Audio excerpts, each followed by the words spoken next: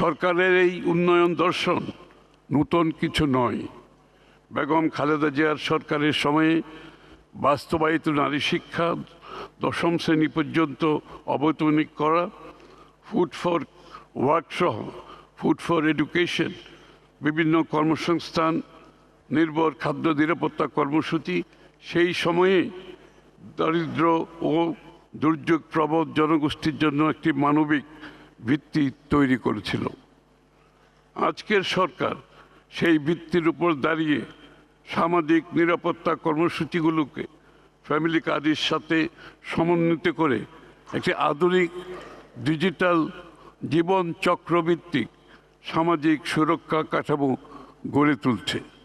সুধীমণ্ডলী, গত 6 মাসে অর্থাৎ ফেব্রুয়ারি নির্বাচনের পর সরকার গঠনের সময় থেকে আমরা কথাই নয়, সেটা কাজে প্রমাণ করছি। সরকার গঠনের প্রথম 100 দিনের মধ্যেই হাম রুবেলা টিকাদান কর্মসূচির আওতায় প্রায় 100% শিশুকে টিকার আওতায় আনা হয়েছে। ফ্যামিলি কার্ডের প্রথম পাইলট পর্যায়ে 60,000-এর বেশি নারী ইতিমধ্যে ভাতা পাচ্ছেন। আমরা জুলাই 26 হতে জুন 31 মেয়াদে 5-year স্ট্র্যাটেজিক ফ্রেমওয়ার্ক বাস্তবায়নের উদ্যোগ গ্রহণ করেছি। এই কাঠামো আমাদের জাতীয় উন্নয়ন পরিকল্পনাকে জাতিসংঘ ঘোষিত টেকসই উন্নয়ন লক্ষ্যমাত্রা SDG সঙ্গে সমন্বিত করেছে। দারিদ্র্য বিমোচন, সর্বজনীন সামাজিক সুরক্ষা, মানসম্মত শিক্ষা, স্বাস্থ্যগত সেবা, জেন্ডার সমতা, জলবায়ু সহনশীলতা এবং সুশাসন SDGর এই মূল অগ্রাধিকারগুলোকেই আমাদের সংস্কার ও উন্নয়নের 5 স্তম্ভের মধ্যে দিয়ে প্রতিফলিত হয়েছে।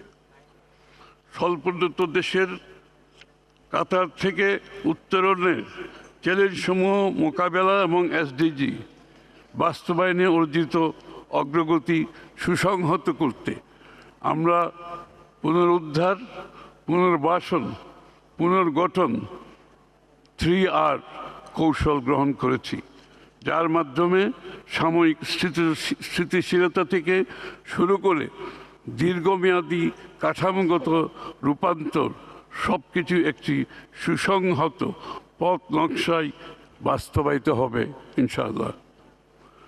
জাতীয় বাজেটে বয়স্ক ভাতা, বিধবা ভাতা, মাতৃকালীন ভাতা ও প্রতিবন্ধী ভাতা সহ প্রতিটি সামাজিক সুরক্ষা কর্মসূচিতে সুবিধাভোগীর সংখ্যা ও ভাতার হার উভয়ই বাড়ানো হয়েছে। আগামী অর্থবছরে প্রতিবন্ধী ভাতাভোগীর সংখ্যা 34,50,000 থেকে বাড়িয়ে 38 লক্ষে উন্নীত, মাসিক ভাতা 900 থেকে বাড়িয়ে 1,000 টাকার প্রস্তাব করা হয়েছে ইতিমধ্যে, যার কাজ শুরু হয়েছে। পাশাপাশি মসজিদের ইমাম, মুয়াজ্জিন, খতিব সহ অন্যান্য ধর্মীয় প্রতিষ্ঠানের পুরোহিত সেবায়েতদের জন্য ভাতার ব্যবস্থা করা হয়েছে।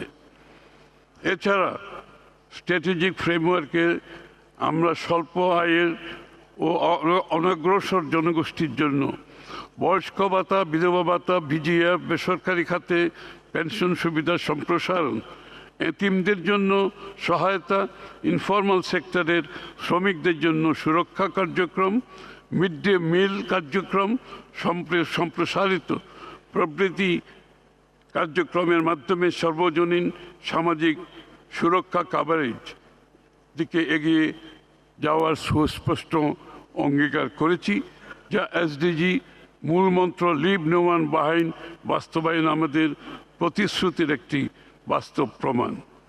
এখানে লিভ নো ওয়ান বিহাইন্ডের আওতায় আমরা একটি নতুন ভাবনা এনেছি আমাদের অর্থনীতিতে, সেটা হচ্ছে ক্রিয়েটিভ ইকোনমি।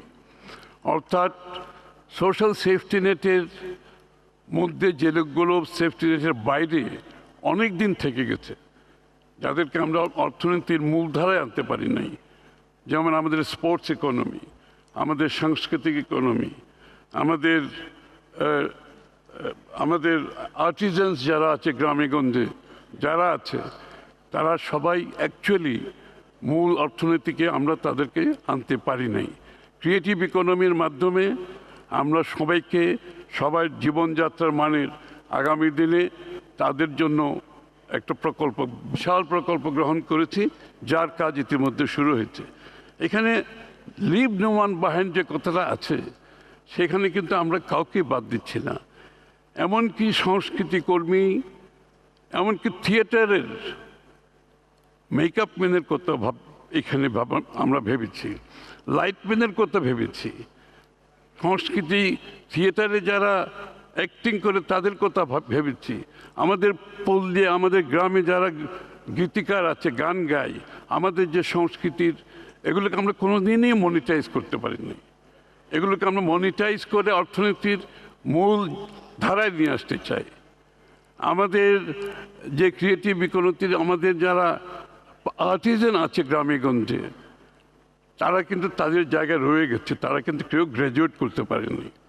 আমরা কিন্তু তাদেরকে অর্থনৈতিক সহযোগিতা দিতে যাচ্ছি, তাদেরকে স্কিল ডেভেলপমেন্ট দিতে যাচ্ছি, আমরা তাদেরকে তাদের প্রোডাক্টগুলোকে ব্র্যান্ডিং করার চেষ্টা করছি, তাদেরকে ডিজাইনিং সাপোর্ট দেওয়ার চেষ্টা করছি, তারা যাতে তাদের প্রোডাক্টগুলো ট্রেডেবল গুডস হিসাবে বিশ্বের সামনে আমরা তুলে ধরতে পারি এবং তাদের প্রোডাক্ট যাতে অ্যামাজন ইবে এর মাধ্যমে গ্লোবালি তারা বিক্রি করতে পারে।